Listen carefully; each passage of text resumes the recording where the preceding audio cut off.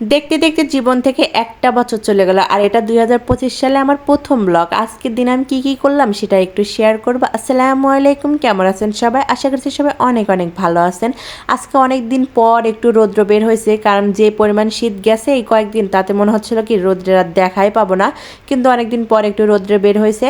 আর আমাদের বাড়ির সামনে মসজিদ আছে, সেই মসজিদে কাজ চলতেছে, সেটা একটু দাঁড়িয়ে থেকে দেখতেছিলাম। আর হচ্ছে আজকে দুপুরের জন্য রান্না করবো গরু মাংস আর শাক ভাজি করবো, তেমন কিছুই করবো না, শুধু এটাই রান্না করব।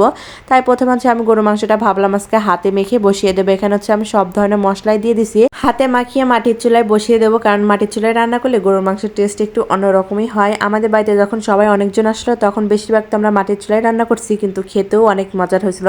মাটির চুলায় যে কোনো রান্না করলে অনেক মজা হয়, যারা রান্না করে তারা তো জানেনই যে কিরকম মজা হয়। মাংসটাকে ভালো করে মাখিয়ে এরপর হচ্ছে আমি মাটির চুলায় বসিয়ে দিলাম, আর মাটির চুলায় তো ধরাতেই অনেক সময় লাগে। এরপর হচ্ছে আমি শাকগুলো ভাপ দিয়ে দিচ্ছি, অনেকটা পরিমাণে শাক ছিল, আর পালং শাক তো বেশি ভাপ দিতে হয় না, অল্প একটু ভাপ দিলে হয়ে যায়। আর এবছরটা কেমন করে যেন চলে গেল বুঝতেই পারলাম না, কিন্তু এবছরে আমার নতুন কিছুও ঘটে নাই আমার জীবনে, আর পুরাতন কোনো কষ্টও নাই আমার জীবনে। সো আমার জীবনে কিছুই হয় না এই বছরে। যাই হোক, ইনশাআল্লাহ বলে এবছরটা শুরু করে দিলাম। কিন্তু আজকের প্রথম দিনেই আমার দিনটা অনেক অনেক ভালো কাটছে, কারণ হচ্ছে আজকে আমাদের এখানে জালসা ছিল। আর আজকে সারাদিনই মানে প্রচুর মানে মানে কীরকম একটা ফ্রি দিন কাটাইছে, অনেক ভালো লাগছে। আর গরু মাংসটা অনেকটা পরিমাণ আমি কষিয়ে নিয়েছি। এখানে আমি একটু আলু দিয়ে দিলাম, আমার মেয়েটা খাবে দেখে ওর জন্য একটু আলুও দিয়ে দিলাম। আর আমার মেয়ে কিন্তু এত ঝাল খেতে পারে না, আমি হচ্ছে মাংসগুলো ধুয়ে নিই তাহলে ও খেতে পারে।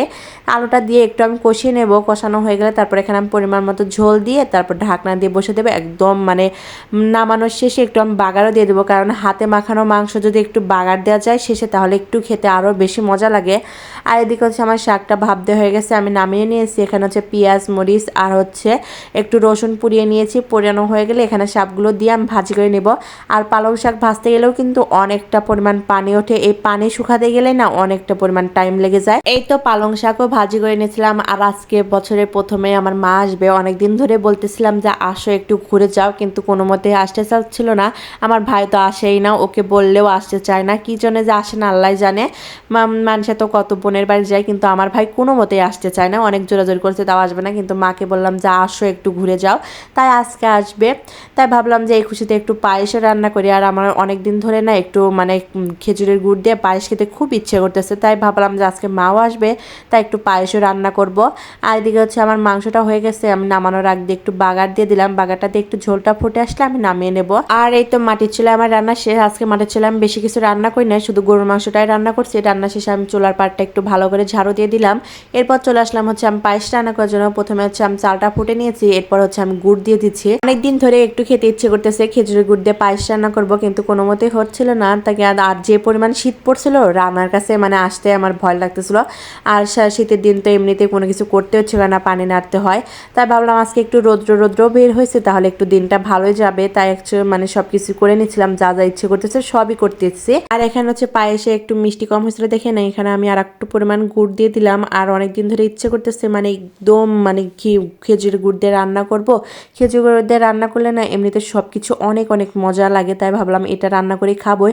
কিন্তু আজকে কি জানো না, আমার দুধটা একটু ফেটে গেছে, কিন্তু একটু ফেটে গেছে হলেও কি অনেক মজার হয়েছিল, একটু ছানা ছানা হয়েছিল, অনেক মজার হয়েছে। কিন্তু আমি এই গুড়টা দিয়ে না আমার মেয়ের জন্য দুধ জাল দিই, কিন্তু কোনো মতেই মানে ফাটে না। কিন্তু আজকে কি জন্য জানি ফাটে গেছে, মানে একটু মনটা খারাপ হয়েছে, কিন্তু খেতে মজার হয়েছিল। এই তো সবকিছু রান্না শেষ, গরুর মাংস রান্না শেষ, পায়েসটাও হয়ে গেছে। আর এদিকে হচ্ছে আমাদের এখানে যেহেতু জালসা ছিল, মেহেরিস হচ্ছে দুপুরের পর খাওয়া দাওয়া করে ওর বাবার সাথে জালসায় গেছিল, গিয়ে দেখেন বেলুন কিনে নিয়ে আসছে, তারপর ওর বেবি কিনে নিয়ে আসে, আরও অনেক কিছু নিয়ে আসে। ও তো মানে বেবি দেখলে পাগল হয়ে যায়, আর বেবির জন্য এত তো পাগল, আর হচ্ছে বেলুন, এই দুইটা জিনিস দেখলে ও খুব পাগল হয়ে যায়। এই তো বেলুনটা দেখেন কিভাবে ধরে নিয়ে আসে, মেয়েসে বাবা বলতেছে যে ও এই বেলুন পেয়ে এত পরিমাণ শক্ত করে ধুয়ে আসে, মনে হচ্ছে কি উড়ে চলে যাবে, এত পরিমাণ শক্ত করে ধরছে। তাই আমি একটু আমাকে সব কিছু দিচ্ছিল। আর একটা গাড়িও কিনেছে, গাড়িটা তো চালাতে পারেই না, শুধু আমাকে বলে যা দাও আমি চালাই, কিন্তু কোনো মতে সে দেবে না। মেয়েসে বাবা হচ্ছে এখানে একটু দেখাচ্ছে কিভাবে চালাতে হয়, আর ও তো বলতেছে দাও আমাকে দাও আমি চালাবো। আর হচ্ছে ওর বেবিটা নিয়ে ও দৌড়াদৌড়ি করতেছে। বেবিটা অনেক সুন্দর হয়েছিল, আমাকে বলতেছে বাবা কিনে দিয়েছে অনেক সুন্দর। এই তো সবাইকে দেখাচ্ছিল। এই তো বাবা মেয়ে জালসায় থেকে ঘুরে আসলো, তারপর ওকে ঘুম পাড়ায় দিয়েছে। আজকের ভিডিও এখানেই শেষ করলাম। সবাই ভালো থাকবেন, সুস্থ থাকবেন, আল্লাহ হাফেজ।